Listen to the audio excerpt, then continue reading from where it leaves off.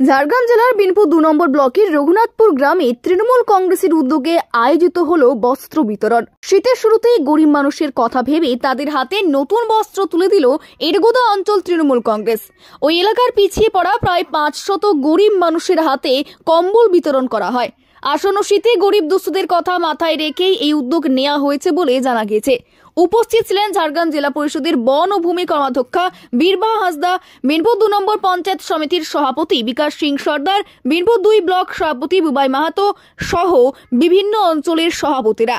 গরিব সাধারণ মানুষের মধ্যে হাসি ফোটাতে তৃণমূলের পক্ষ থেকে এই কর্মসূচি বলে জানা গেছে।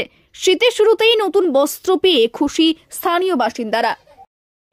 এই বস্ত্র বিতরণ শীতের সময় মানুষের একটু বস্ত্র দিলে মানুষের সুবিধা হয়, এটাই আর অন্য কিছু নয়। তো সবসময় মানুষের বিভিন্ন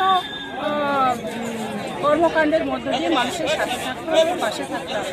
সেই জন্যই আজকে এই বস্ত্র বিতরণের অনুষ্ঠান ছিল।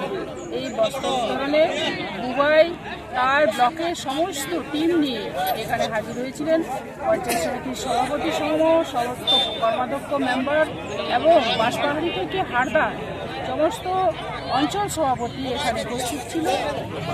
আমাদের নেত্রী এটা শিখিয়েছে যে সবসময় মানুষের পাশে থাকতে হবে। হ্যাঁ, শীত গ্রীষ্ম বর্ষা তৃণমূলেই ভরসা।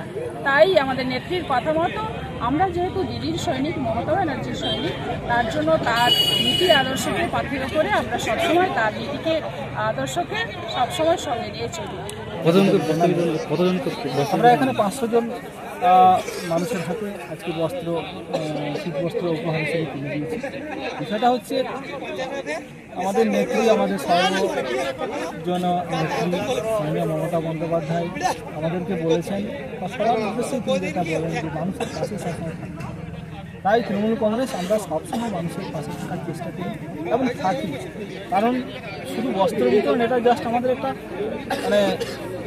এটা একটা উপায় শুধুমাত্র, কারণ আমরা চাই মানুষের পাশে থাকা। এখানে এলে কি হয়, বিভিন্ন মানুষের পাশে থেকে মানুষের সুবিধা অসুবিধা সুখ দুঃখ সব কিছু আমরা জানতে পারি, যে কথাটা হয়তো আমরা জানতে পারি না অনেক সময়। তাহলে এখানে তাদের সমস্যার কথা আমাদের সামনে বলেন এবং আমরা আমাদের নেতৃত্ব আছেন তারা তো সবসময় নেই।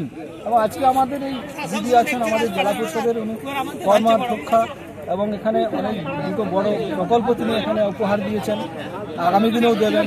এবং আমরা গ্রাম পঞ্চায়েত এবং পঞ্চায়েত সমিতি থেকে আমাদের যে সামর্থ্য সেটা আমরা করব। এবং দলীয় হিসেবে আমার বুবাইদা আছে, তিনি দলের যে কাঠামো গঠন সমস্ত কিছু তিনি আমাদের সামনে তুলে ধরেন। এটাই আমাদের মূল উদ্দেশ্য। আমরা মানুষের পাশে থেকে মানুষের পরিষেবা দেওয়া, অভাব অভিযোগ সুবিধা অসুবিধা সবসময় পাশে থাকা, এটাই আমাদের তৃণমূল কংগ্রেস আমাদের এই বছর আজকে এটা হলো এরগোদা অঞ্চলের রঘুনাথপুর গ্রাম।